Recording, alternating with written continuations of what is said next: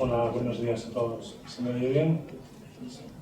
Pues primero quería dar las gracias a la organización por haber organizado estas jornadas y por haberme permitido hacer esta presentación de lo que es mi empresa y un caso práctico que hemos desarrollado en Alemania hace 4 o 5 años. Antes de nada quería ponerles en conocimiento de lo que es la empresa Inge. Inge es una empresa alemana, 100% alemana, dedicada exclusivamente al desarrollo y fabricación de membranas de ultrafiltración, es decir, no hacemos otro tipo de membranas ni hacemos ningún otro producto que no sea membranas. Es un producto fabricado y diseñado y desarrollado en Alemania. La foto que aparece en la presentación es la foto de la fábrica, está en Greifenberg, a unos 40 kilómetros de Múnich, o sea que es producto 100% alemán, y tenemos más de 500 referencias por el mundo funcionando en general bien, como todo, pero en general bien. Tenemos relaciones con un montón de clientes internacionales, muy conocidos. En la lista no aparecen los clientes españoles, que evidentemente también están dentro de nuestro ámbito de actuación y con los que colaboramos de manera continua. Es una empresa relativamente pequeña, solo tiene 132 empleados, pero solo fabrica ultrafiltración. Es decir, para fabricar solo un único producto somos una empresa muy grande. Y luego, la cosa más importante que ha pasado últimamente es que en el año 2011, Inge, empresa particular y privada, fue comprada por BASF. Como resultado de la unión de BASF e Inge, se ha producido un bloque muy sólido, que a las dos partes le produce grandes ventajas. Desde el punto de vista de Inge, la empresa que a mí me afecta más directamente, la primera es que BASF es el proveedor de nuestra materia prima. Es decir, todo está en casa. Nosotros no compramos fuera cosas fundamentales de nuestro proceso productivo. Hay un par de ventajas adicionales que también quiero comentar, no están en la presentación. Una es la cantidad de dinero destinada cada año a I+D. El grupo BASF dedica 1.700 millones de euros al año a I+D+I, obviamente no todo para nosotros, pero nos llega una parte importante. Y luego que el grupo, la división de agua, donde está integrada Inge, es un sector estratégico dentro de BASF. Por último, nuestros clientes son los integradores del sistema, es decir, nosotros no trabajamos o no tenemos como cliente al usuario final, nosotros trabajamos con las empresas que diseñan y construyen las plantas completas y les suministramos equipos. En un primer momento era un suministro muy sencillo, eran solo las membranas, que es lo que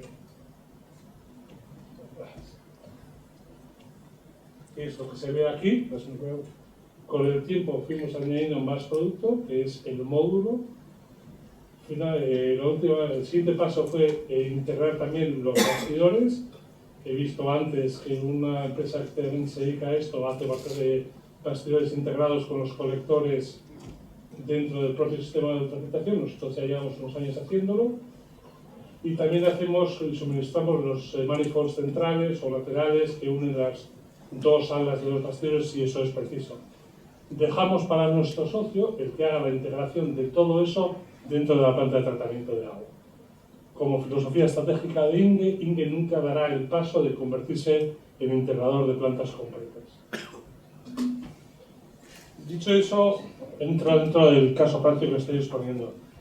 Los datos de partida son: el caso se ha desarrollado en Trier, una ciudad alemana, la más antigua de Alemania, los romanos lo llamaban Treveris, está en el sudoeste de Alemania. Es un embalse para uso como agua potable. La inauguración de la planta de tratamiento de aguas es de 1958 y esto se verá después que es una de las razones que llevó a desarrollar las actuaciones que se verán después. Es una planta vieja. La planta está situada a cierta altura, a 300 metros sobre el nivel del mar.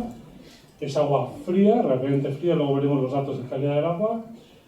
La cuenca de captación del agua son 22 kilómetros cuadrados y es muy importante saber que la mayor parte del área es bosque de hoja caduca. Es decir, se produce durante una época del año, que es la final del año, una enorme cantidad de caída de hojas de árboles y un incremento importante de ciertas partículas, básicamente ácido húmico. Hay muy poca actividad humana, son tierras agrícolas pero muy pequeñas y casi no hay población. En cuanto a los parámetros del agua, en la columna de la derecha se indica lo que la legislación alemana considera necesario para agua potable. Y todos los demás son los parámetros del agua de origen en la planta. El agua es relativamente buena, se ve la columna de valores medios, que es esta de aquí, y si nos tomamos en cuenta estos valores, los valores son relativamente buenos, pero se ve que en la columna de máximos hay una desviación sobre el medio muy importante en ciertos aspectos, especialmente como son las bacterias, coliformes y demás. Entonces, y luego, otra característica muy importante es que la temperatura del agua es baja. El diseño de la planta inicial existente tenía un tratamiento muy complejo, con mineralización y ajuste de pH, más coagulación, más adición de permanganato, un sistema de filtros multimedia, de filtros multicapa de arena y una desinfección final con dióxido de cloro.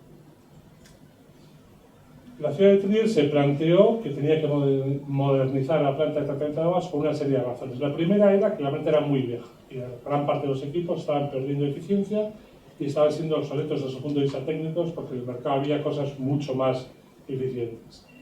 El segundo, y es muy importante, es que la planta tenía un gran consumo de productos químicos, no tanto en la parte de filtros multicapa, pero el pretratamiento, el endurecimiento y la remineralización del agua. Esto en Alemania, en general en la Unión Europea, y en Alemania hay una tendencia muy clara a reducción de tratamiento de agua por medio de productos químicos y su sustitución por medios físicos. En tener lugar, la planta, debido a tantos años de funcionamiento, había sufrido muchísimos cambios, muchas modificaciones, con lo cual era muy difícil de operar. En cuarto lugar, la planta actual solo tenía un sistema, que es el filtro multicapa, para hacer frente a verdaderos riesgos de eliminación de partículas, y aquí nos indica si hubiese, o así, la última línea, en el caso de que se produjese un empeoramiento claro de la calidad del agua de entrada con partículas, el filtro multicapa no sería capaz de resolverlo. Por estos motivos, la ciudad de Trier se planteó una modificación a fondo de esta planta, y los objetivos de esta modificación eran los siguientes. El primero, mantener la capacidad de tratamiento de la planta, eran 1.600 metros cúbicos hora. En un primer momento se pensó ampliar la capacidad, pero se decidió mantener la existente. El segundo, y lo que también me afecta es el más importante, era la sustitución del sistema de multicapa de filtros de arena por un sistema de ultrafiltración con el objeto claro de eliminación al máximo de las micropartículas. El tercero era una simplificación de la forma de operación de la planta. El cuarto, y está también relacionado con el segundo, es la eliminación de fitoplancton y zooplancton, porque se observó que el filtro existente no era capaz en todo momento de eliminar, no solo reducir, sino eliminar estos componentes.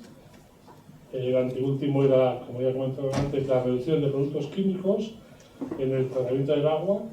Y en último lugar, darle a la planta un margen de seguridad por si hubiesen en algún momento unas condiciones excepcionalmente malas que hiciesen que el agua tuviese peor calidad, pues ataques de bacterias o con unos componentes que hiciesen difícil su tratamiento y se tuviese que cerrar temporalmente la planta. La ciudad quería que incluso en ese caso se pudiese producir agua potable.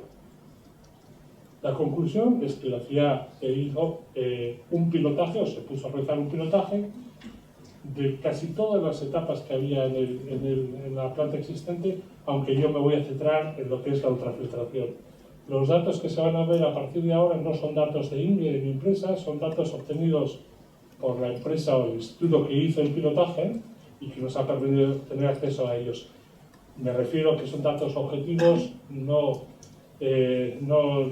inclinados hacia mi interés por obvias razones.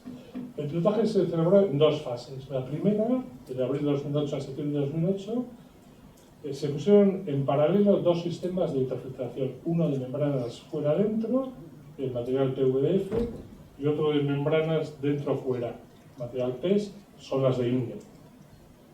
Luego también se pilotó un lecho de calcita para la eliminación de hierro y manganeso.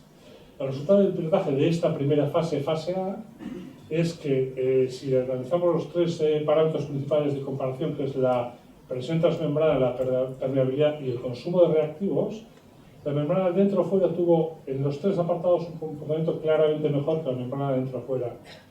En presión transmembrana, es la pérdida de presión que tiene el sistema, la presión media estuvo en torno a 0,4 bares, mientras que la membrana fuera-dentro estuvo siempre por encima de un bar y muchas veces cerca de los 2 bares.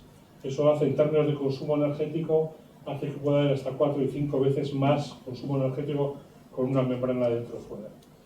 En cuanto a la permeabilidad, entendido la permeabilidad por el caudal dividido por la unidad de presión, la permeabilidad de las membranas de dentro-fuera fue siempre alta, mientras que la permeabilidad de la membrana de fuera-dentro fue baja. En cuanto a consumo de reactivo, las membranas también de la membrana dentro-fuera tuvo un consumo mucho más bajo que las membranas de fuera-dentro, que exigían unas limpiezas TIC frecuentes y agresivas. Conclusión clara, que las membranas dentro-fuera eran claramente favorables o ganaban la apuesta respecto a las membranas de fuera-dentro. Estos ya son los datos a lo mejor no se ve muy bien desde el fondo, estaba sentado al fondo y había cosas que no se veían bien. Estos son los datos de la segunda fase del pilotaje, en los que se añadieron a las dos membranas ya existentes, INGE dentro-fuera, PAL fuera-dentro, se añadieron otras dos membranas dentro-fuera, X-Float, Enter y membrana. Los datos explican claramente la diferencia de consumos de productos químicos de las membranas de dentro-fuera respecto a las de fuera-dentro, y también el punto rojo, la necesidad de lavados, que en el caso de la membrana de químicos, en el caso de la membrana dentro-fuera, era mucho más frecuente que las membranas dentro-fuera.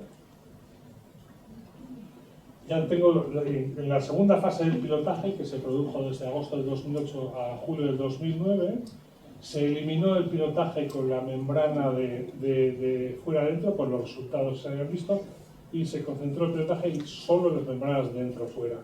Aquí no se ve muy bien, pero lo explicaré. El periodo comprendido en esta gráfica es de 5 días. Hay muchos datos en la base, pero son datos horarios. Entonces, los principales datos que hay que tener en cuenta son la línea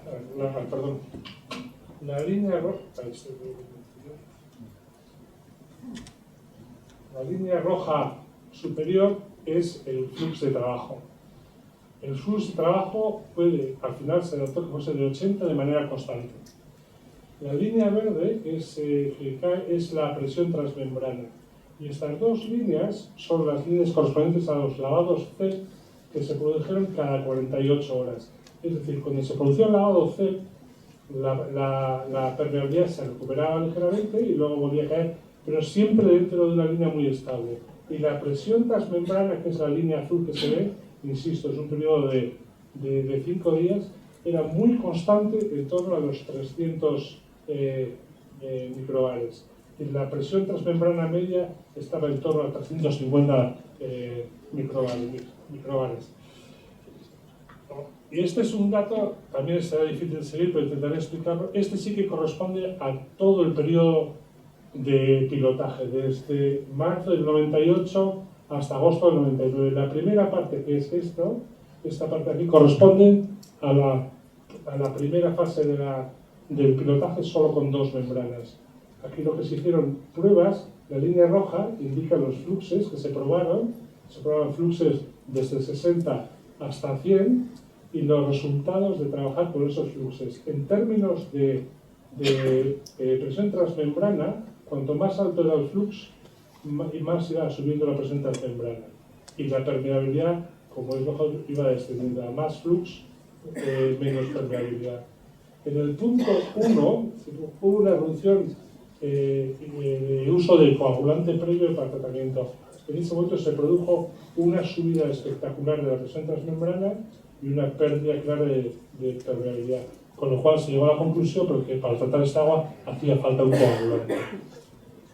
Una vez se utilizó el coagulante, los dos parámetros que estamos siguiendo volvieron a su ser, la presión transmembrana se redujo claramente y la permeabilidad se mantuvo de manera elevada. En el punto 4 es un momento que hubo un problema con el pretratamiento y es una dosificación de coagulante.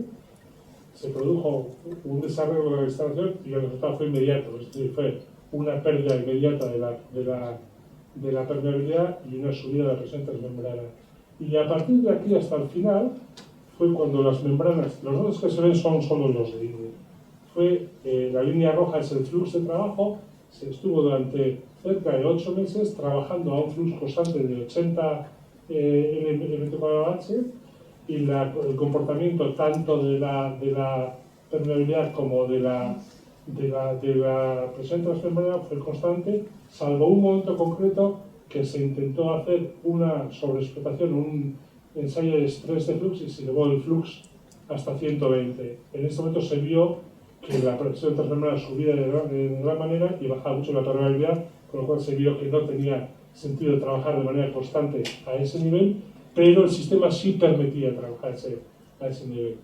Y luego, el último que quiero añadir es que la línea naranja que hay aquí es la recuperación del sistema. La recuperación del sistema constante durante estos 6-8 meses fue del 97,5%. O sea, se consiguió durante 8 meses con un coagulante previo, con un trabajo a 80 mmH de flux, un comportamiento muy estable del funcionamiento de la planta piloto.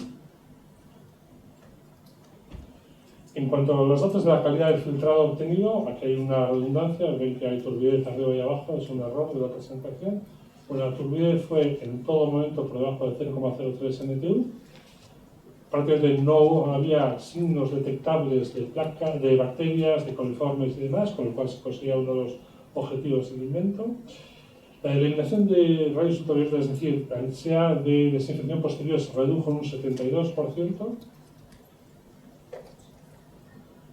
Como resumen de resultados, diríamos que era una clara ventaja la utilización de membranas dentro-fuera sobre las de fuera-dentro.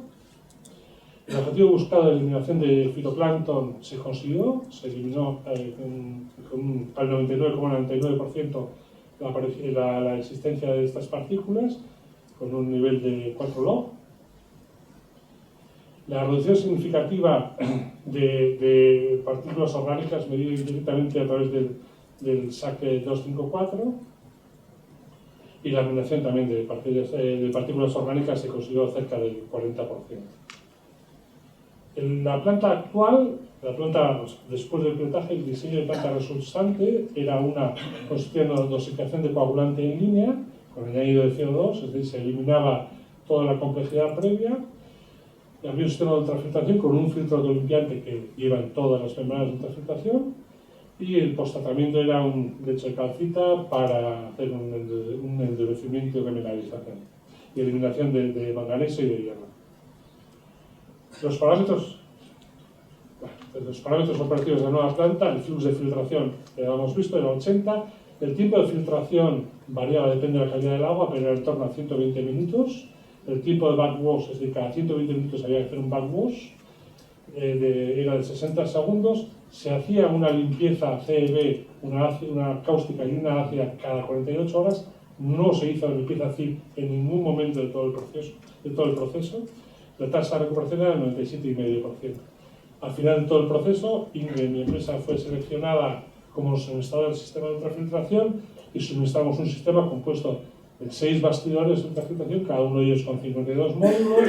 El área de membranas de los módulos es de 60 metros cuadrados, era entonces, en el 2009, ahora tenemos módulos de 70 metros cuadrados, y tienen un poco los datos de funcionamiento que ya hemos comentado antes. Esta es una visión de la planta actual, y la parte de la izquierda de la planta antigua, la parte de la derecha es la ampliación, y aquí se ve el sistema de ultrafiltración.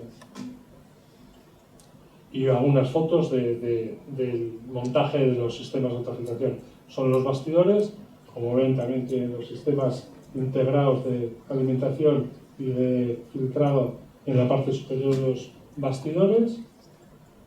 Y eso es todo. Muchas gracias.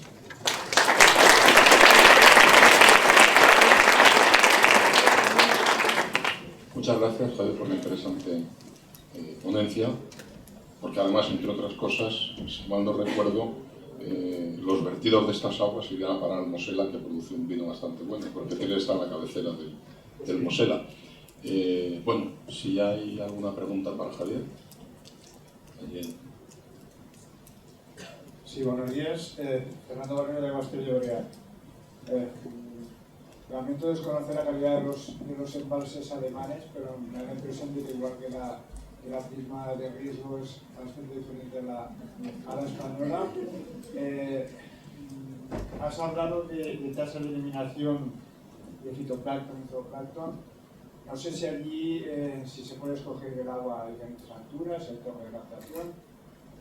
No sé si es frecuente también la aparición de blooms de algas y después problemas que podemos tener ligados a, por ejemplo, a cenotoxinas, si estos estudios se han hecho. Y luego hay otra cosa que también creo que sí nos diferencia respecto a los embalses alemanes, es que tenemos la mala costumbre de tener sequías periódicas, y la sequía lo que nos hace es trabajar en condiciones extremas con algunos embalses. Tenemos que bajar al fondo, tenemos empeorar de disolución de metales, y tenemos problemas específicos, no solamente con hierro y manganeso, que son los que habéis tenido en cuenta vosotros, sino con otros que podemos tener acumulados.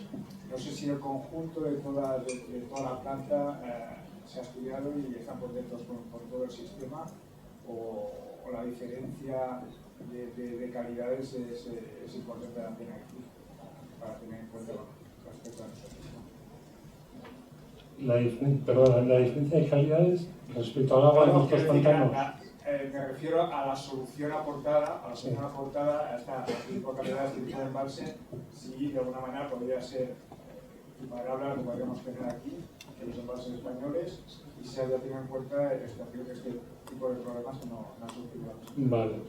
Una de las cosas que has preguntado es cómo era la toma de agua. Los alemanes hicieron una toma flexible, de manera que se podía tomar el agua de distintas alturas. Tenían hasta 25 metros de diferencia del punto de toma en función de cómo viniese el agua, y podían elegir ellos. Respecto a los datos presentados, son de un caso concreto. Es decir, ¿esto sirve para el caso español o el norteamericano o otro sitio?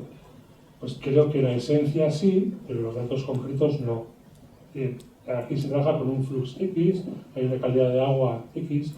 Lo que son parámetros fundamentales de la ultrafiltración, que son eliminación de partículas orgánicas, eso vale para cualquier caso, sea cual sea la calidad de agua.